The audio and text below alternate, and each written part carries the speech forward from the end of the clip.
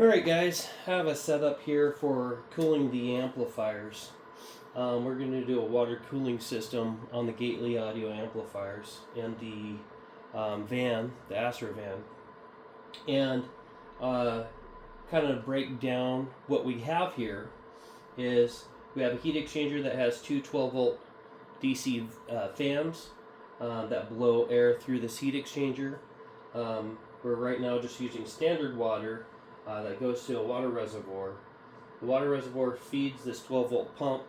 The 12-volt pump obviously flows through this pipe, and this copper pipe is basically what will be mounted on the amplifiers, but the full length of it. But we're just using this as a test because we're going to be using a MAP gas torch onto this to raise the temperature of this full system. The pump always runs when the system is on, so a remote turn on, when the amplifiers turn on, the pump is always flowing water through the system.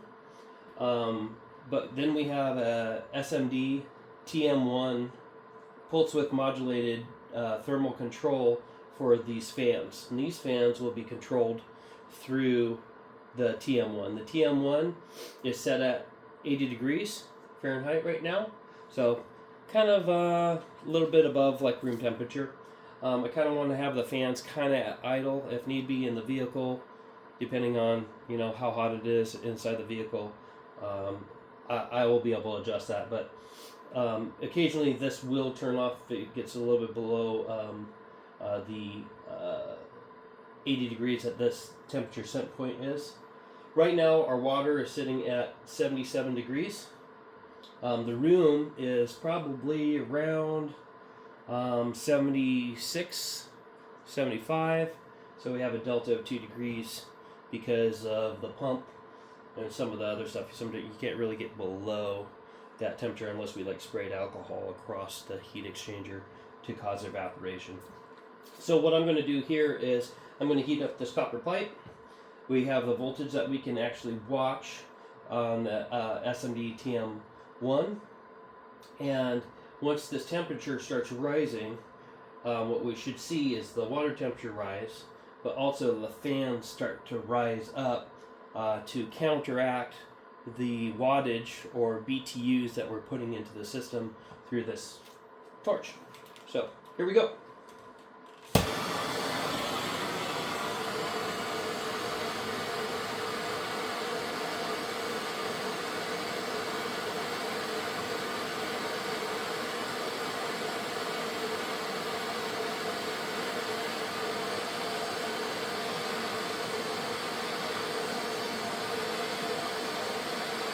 So now we're at 79 degrees water temperature. We're already at 6 volts on the TM1, 6.4.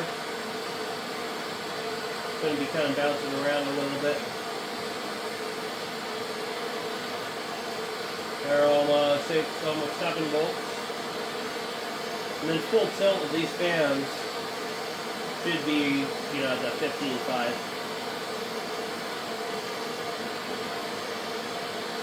So just with this amount of joules of energy and the amount of water that we have here, the density, I don't think we'll be able to get the TM1 to go full tilt at all. We have longer copper pipes in the amplifier, more wattage going into the setup, but this kind of gives you an idea on how solid the system will be. Looks like we're a little bit over 8 volts.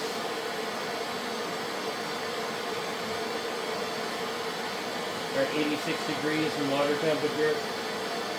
The hottest that I was able to get this statically with the fan's full tilt was 91 degrees.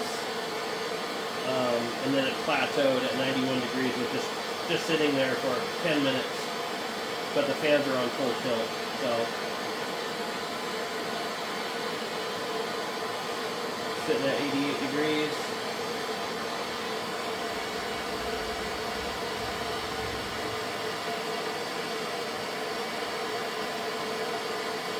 Might not be able to go more than this. Pretty efficient setup. There's 90 degrees for water temperature. Now back to 88. Trying to get it hot.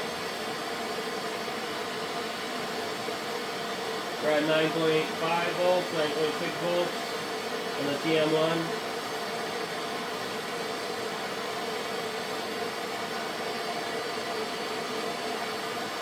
Still 90 degrees.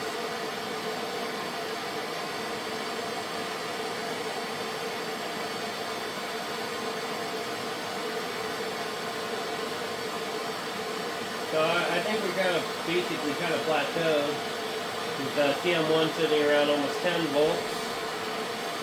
And we have 90 degrees, 91 degrees. There's our 91 degree mark that I was talking about.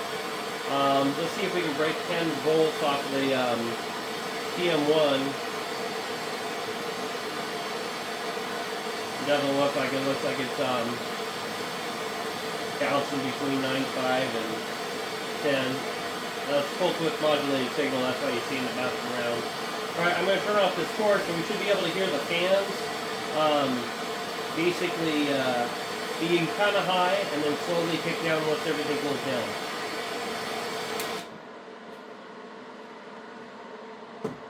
Should be able to watch that voltage drop too, and the temperature drop. Like this. That's cold to touch already. 91 degrees already. So it's not hot at all. So we're at 91 degrees. 9.7.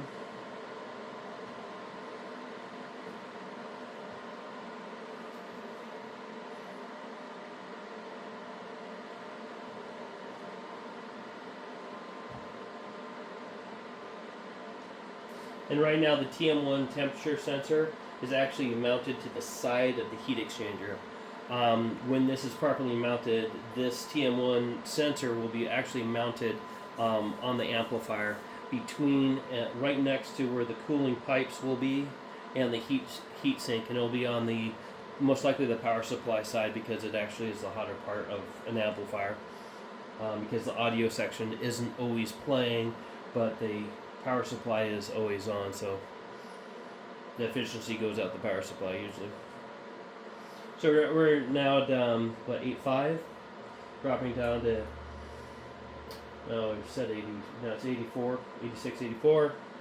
See the TM1 jumping back and forth, dropping down our voltage to our fans, heat exchanger fans.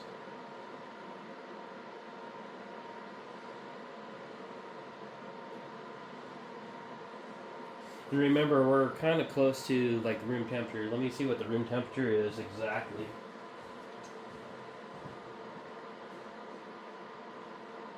So the room temperature is around about 75 degrees, 76, 75. So this should be always just a little bit above that, like 1 to 2 degrees at least.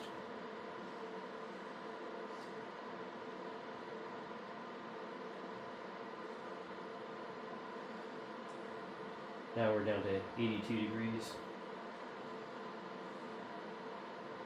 Now if the fans are on high right now, this would drop quickly. But I want this thing to be quiet while we're running the system and control its thermal bandwidth, basically. So this is the setup. I'll let it run for a little bit longer. And see if we can get it to drop down to, I think it was sitting at 5 volts when I was at, I believe we were at 77 degrees when we started. 77, 78, somewhere around there. 77. And see how long this takes to go back to idle.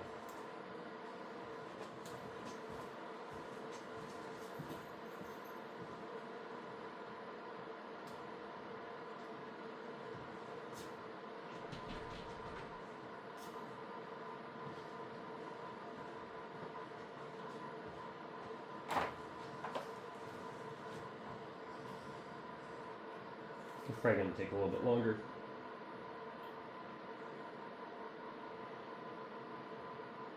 Which is fine. we wanted to make it go a little bit quicker. We use some alcohol spray on the front edge of this, and the evaporation of the alcohol going across the fans are pulling air through, will drop this considerably. Just give it 2 sprays.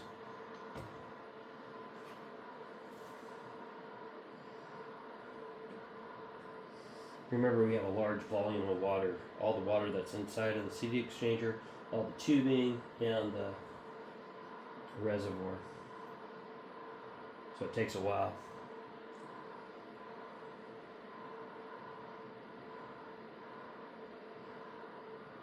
Looks like we're down to 79. Obviously, we're not going to be doing that when it's in the car. That's what kind of sometimes guys with turbos do. Hook up their bug sprayer up to their intercooler. Put alcohol on it. Or methanol. So yeah, we're getting down to like 5.5 volts, 6 volts. Got 79 degrees. So there we go. And so basically we're kind of back at the idling temperature, which the system was sitting at when we kind of first started. So there's a quick little video. Wasn't that little of a video? Looks like it was about a 12-minute video. But that kind of shows you kind of the setup that we're doing. Alright, later.